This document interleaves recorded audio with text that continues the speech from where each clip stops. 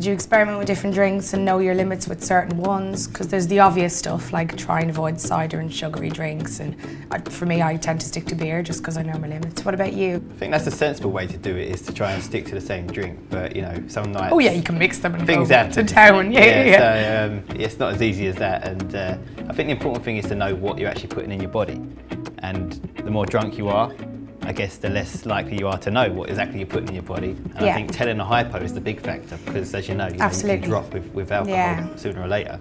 And I think I usually get into a few arguments or something like that. My friends around easily me agitated will and the usual hypo symptoms. Yeah, and I think that's one point when to either test your blood sugar or get a kebab. It's the best excuse sometimes too, I find. Like, obviously some friends will want to get a kebab or chips at the end, but I'm like, I have diabetes. It's important I eat before I go to sleep. I think testing is the absolute key. For example, with dancing and stuff, you don't actually know whether you're going to dance or how hardcore you're going to go or what's going to happen. So you can't exactly judge it. Not at all. So you've got to kind of play it by ear. But my friends absolutely do know that I've got it, and I think that is an important thing. It's not like you have to sit them down and give them a lecture to say, look, I've got diabetes, this is this and that, what could happen. It's just the fact that they know.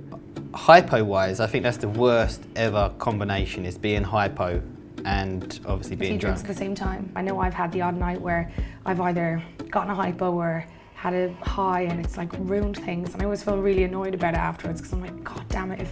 And sure, there's part of me that'll be like, if I didn't have diabetes at all, this wouldn't have happened. But also, yeah, fairness, like I could have just had a sandwich, or I could have checked my sugar level and not made that happen. So for me, I think it's made me a bit extra conscientious or resilient to make sure that doesn't happen and still have this amazing night out. I have these drunk selfies on my phone, and if I've got a good blood sugar level when I've held up my meter. Oh, yeah, that's so good. 8.5.